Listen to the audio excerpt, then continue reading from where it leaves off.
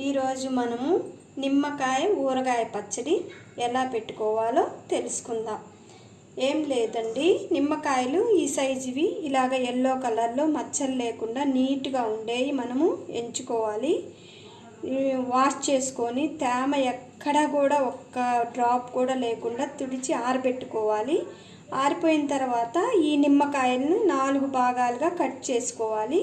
Cut చేసుకొని ఒక గాజు సీసాలో కానీ లేదా జాడీలో కానీ, పింగాణి ఉంటాయి కదా జాడీలో కానీ లేదా ప్లాస్టిక్ కంటైనర్లో కానీ భద్రపరచుకోవాలి.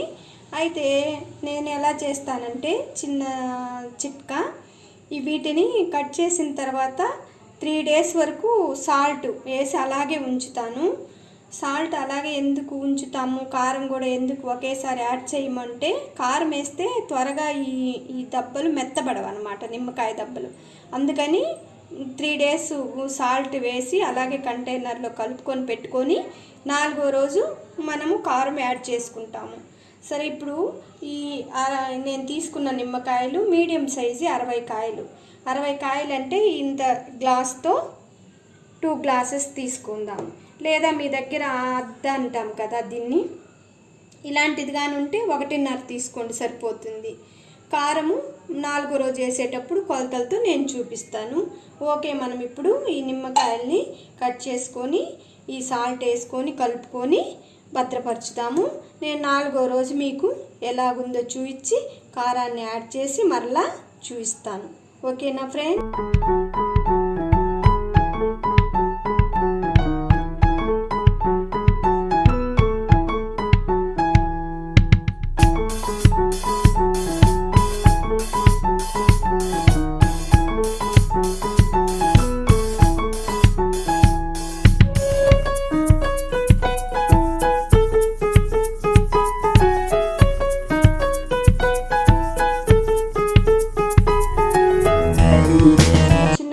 కట్ చేసుకోవడం చూశారు కదా.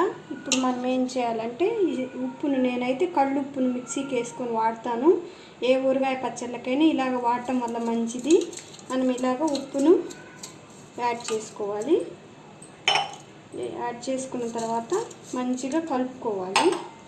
కలుపుకొని మనం ఏ కంటైనర్లో అయితే భద్రం పెట్టుకోదలుచుకుంటామో దాంట్లో మనము భద్రం చేసుకొని 3 days అలాగే ఉంచుకోవాలి. సాల్ట్ ఒక్కటే వేసుకోండి.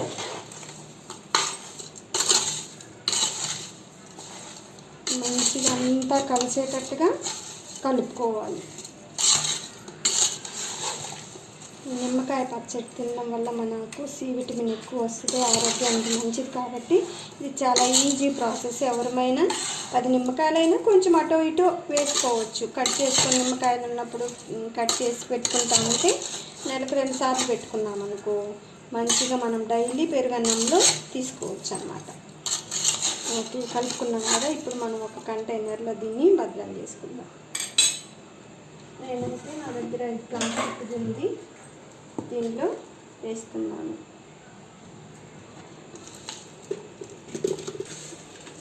ఇలాగా కంటైనర్లో తీసుకొని ఎక్కడ కూడా తడి అనేది ఉండకూడదు. మెయిన్ దీనికి ఏ ఊరగాయకైనా కూడా తడి అనేది అస్సలు ఉండకూడదు.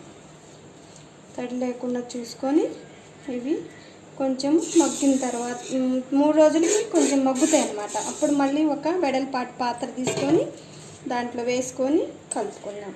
ఓకే, మరి మనము నిమ్మకాయను బౌల్లో వేసుకొని 3 రోజులు అయిపోయింది. ఇప్పుడు ఏం చేయాలి అంటే దీన్ని ఎక్కడా కూడా మన హ్యాండ్స్కి కానీ మనం తీసుకున్న బౌల్కి కానీ తేమ అనేది ఉండకూడదు.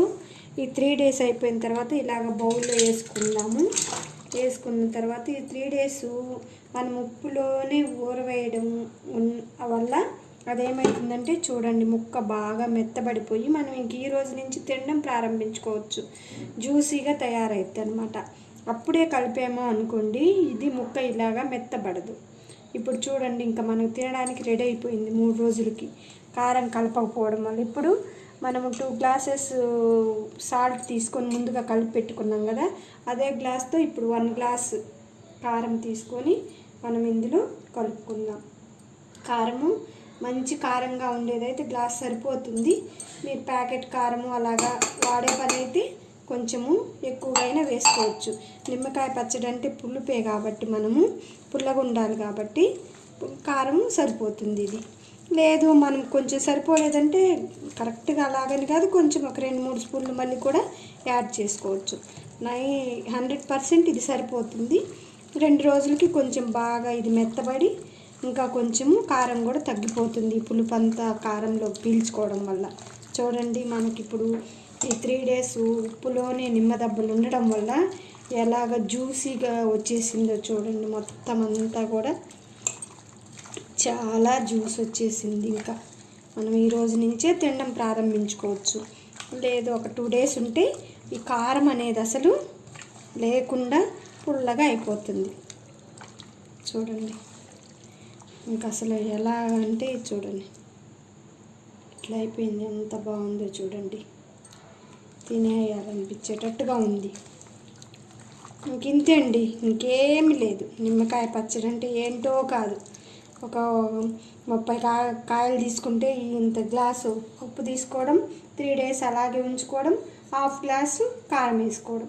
నేను 60 కాయలు తీసుకున్నా కాబట్టి 2 గ్లాసులు ఉప్పు, 1 గ్లాస్ కారం తీసుకున్నాను. ఇది మన నిమ్మకాయ పచ్చడి జ్యూసీగా చాలా టేస్టీగా రెడీ అయిపోయింది. ఇప్పుడు మనం బాగా కలుపుకున్నాం కదా, మొత్తాన్ని మనము ఈ ప్లాస్టిక్ కంటైనర్లో కానీ గాజు సీసాల్లో కానీ జాడీల్లో కానీ భద్రపరచుకోవాలి. మీరు ఎక్కువ రోజులు ఉండాలి అనుకుంటే కొంచెం ఆడుకోవడానికి బయట ఉంచుకొని మిగతా అదంతా ఫ్రిడ్జ్లో పెట్టుకుంటే మీకు 6 నెలలైనా కూడా కలర్ మారదు, చాలా టేస్టీగా బాగుంటుంది. ఇప్పుడు మనము ఈ కంటైనర్ సేల్ తీసుకున్నాం కదా ప్లాస్టిక్ది, దీంట్లో వేసుకుందాం.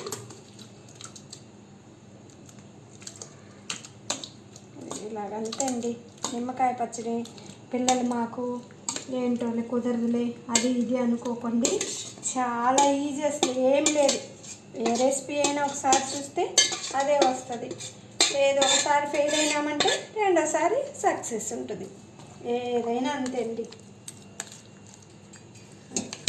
ఇలా చూడండి ఎంత జ్యూసీగా వచ్చిందో. నిమ్మకాయను మనం ఉప్పులో 3 days ఉంచడం వల్ల ఇలాగ వచ్చేసింది అనమాట. మీరు కూడా ఖచ్చితంగా ట్రై చేయండి.